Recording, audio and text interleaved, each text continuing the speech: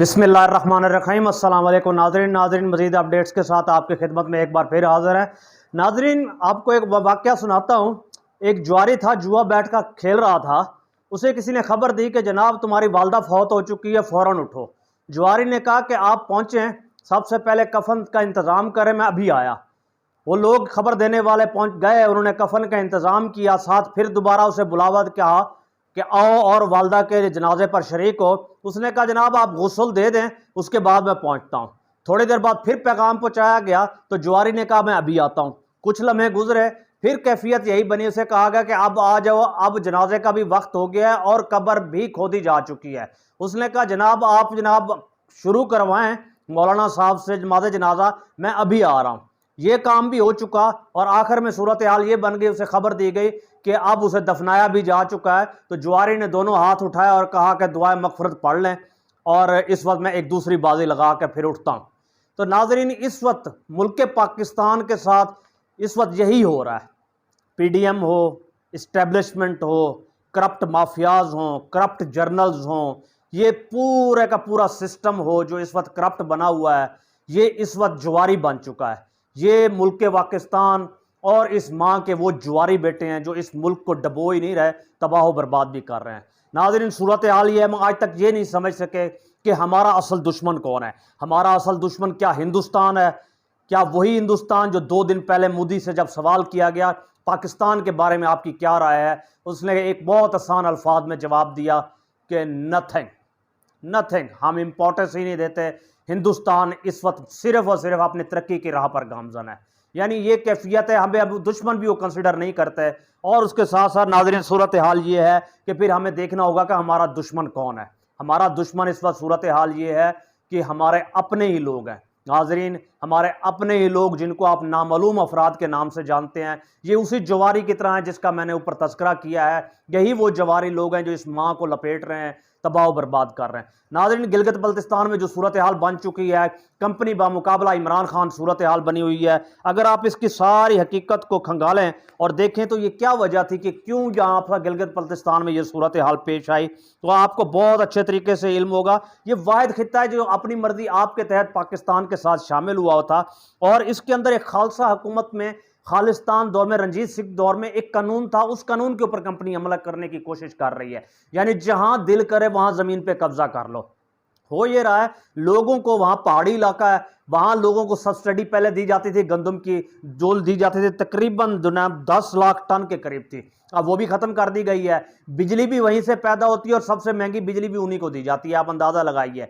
ये वो जगह है जो रिकॉर्ड, हम इस वक्त जा रहे हैं $20 बिलियन के हमारे जखायर हैं सोने के, तो उससे कई गुना ज्यादा इस वक्त जखायर पहाड़ हैं सोने के इस एरिए के अंदर, और पूरी दुनिया की निगाह गिलगित बल्तिस्तान के ऊपर ही है। और इसके साथ साथ देखें, अगर आप इंटरनेशनल सीक्वेंस को देखें तो मोदी को इलेक्शन जितवाना, उसका लद्दाख के अंदर फौजों का बैठना, चाइना के हवाले से कॉरिडोर का बंद होना, ये सारे शाखसाने एक ही जगह जाकर मिलते हैं। और जो FIR शिया क्लर्क के खिलाफ करवाई गई, जो पिछले दिनों एक बिल मंजूर किया गया नकली दस्तखत के साथ, वो भी हुकूमत ने वापस करने से इनकार कर दिया है, जिसका नतीजा दोनों गिरोह इस वक्त सड़कों के ऊपर हैं। हुकूमत चाहती, इस्टेब्लिशमेंट चाहती, आर्मी चाहे तो सुलह करवा सकती है, मगर वो ऐसा जानबूझकर नहीं कर रहा है। लगता है ऐसे ही है कि दोनों तरफ बराबर लड़ाने की भरपूर कोशिश की जा रही है। यही वो नामालूम अफराद हैं जो कोशिश कर रहे हैं सिस्टम डिस्टेबलाइज हो। और इस डिस्टेबलाइजेशन की सूरत हाल आप देखिए कि 1947 के अंदर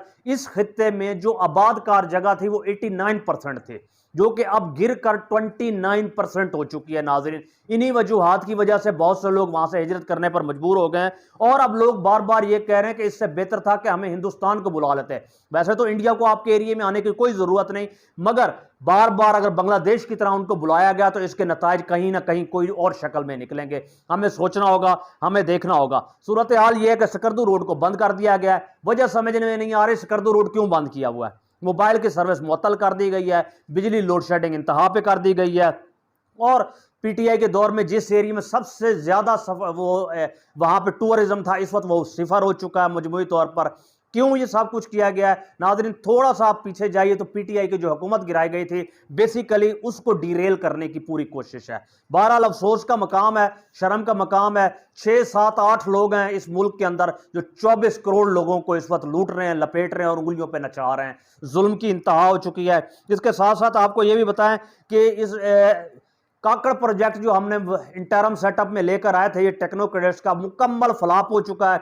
उन्होंने हाथ अपने खड़े कर दिए जनाब। उन्होंने एस्टेब्लिशमेंट को कह दिया है मैं इतना प्रेशर बर्दाश्त नहीं कर सकता। साथ साथ आपने डॉक्टर शमशाद का भी बयान कल सुना, उन्होंने इस्तीफा देने की भी कोशिश की मगर उनका इस्तीफा नहीं लिया गया। वजह यह है कि उन्होंने कहा मैं इस सिस्टम के साथ नहीं लेकर आगे अपने आप को चल सकते।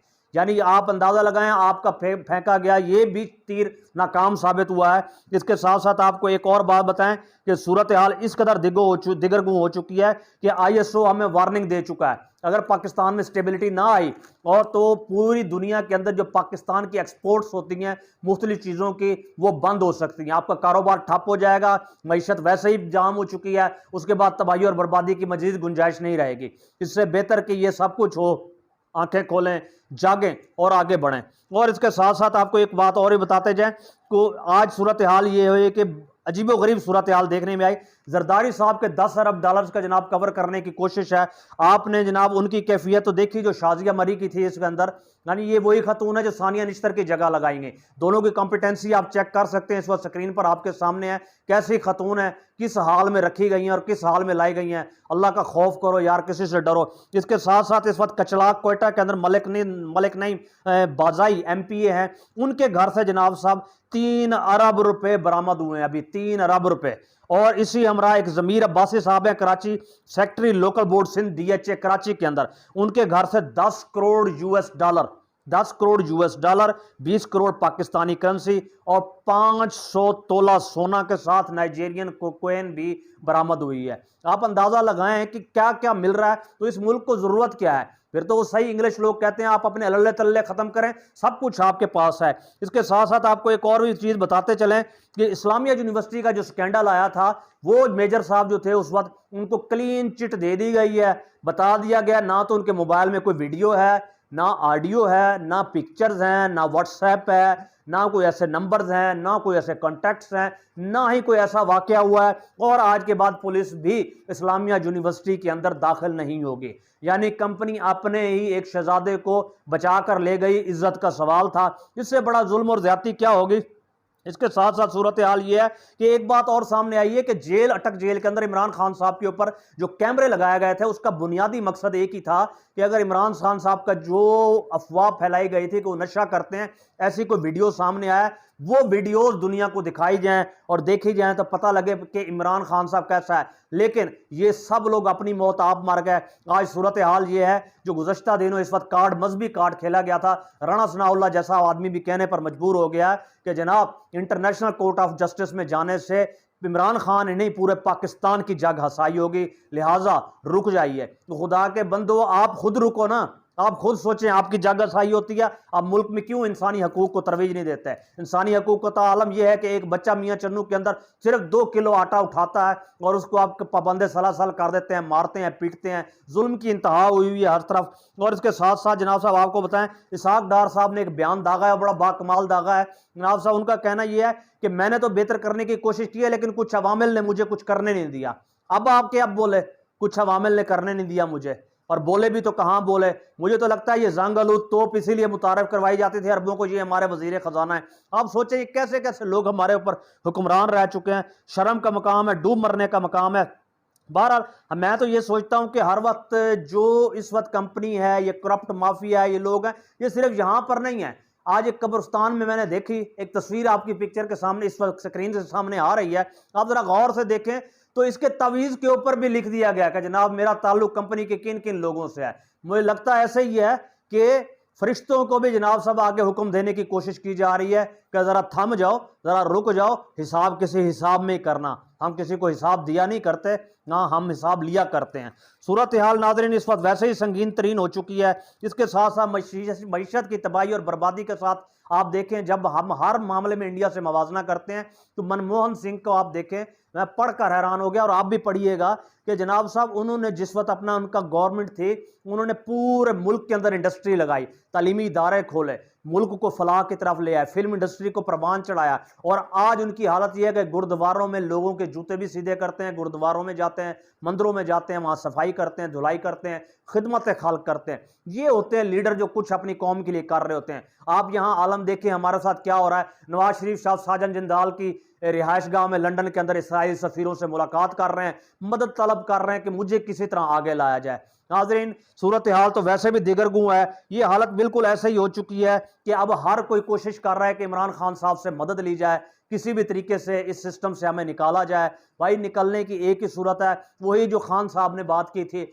सबसे पहले मईशत जाएगी बाजवा साहब, उसके बाद ये पूरा का पूरा आर्मी का स्ट्रक्चर जाएगा और उसके बाद सूरत हाल वही यूक्रेन वाली बनेगी कि आपको कहा जाएगा आप न्यूक्लियर स्टेट हैं, अब इस तरफ आ जाइए। और जो वो बात कर रहे हैं पाकिस्तान के 3 हिस्सों के होने की, और पूरी दुनिया इस पर बात कर रही है, ये उसी पर अमल पैरा है, ये उसी सिमत पे जा रहे हैं। और 2033 का जो मंसूबा है वो अब मजीद वाज़ेह और क्लियर होता दिखाई दे रहा है। यानी जब हर तरफ करप्शन इस कदर होगी, जुल्म और बर्बरियत इस कदर होगी, तो यही सारी कैफियत होगी। नाज़रीन इस मौके पर एक बात बड़ी बाकमाल है, अगर हम जिंदा रहना चाहते हैं, अगर कंपनी ये सोचे हम जिंदा रहना चाहते हैं, और बाब इख्तियार में कोई शख्स सोचे कि अगर हमने जिंदा रहना है तो हमेशा दिलों में जिंदा रहना सीखिए। और दिलों में हमेशा वही लोग जिंदा रहा करते हैं जो इंसाफ किया करते हैं, जो अमन कायम किया करते हैं, जो रवादारी कायम किया जा करते हैं, जो मुआशरे में इखलास में, ख़ानदानों में, अहबाब में जो बराबरी और मसावात को लेकर चला करते हैं, जो मोहब्बत के पौधे को परवान चढ़ाया करते हैं नाजरीन,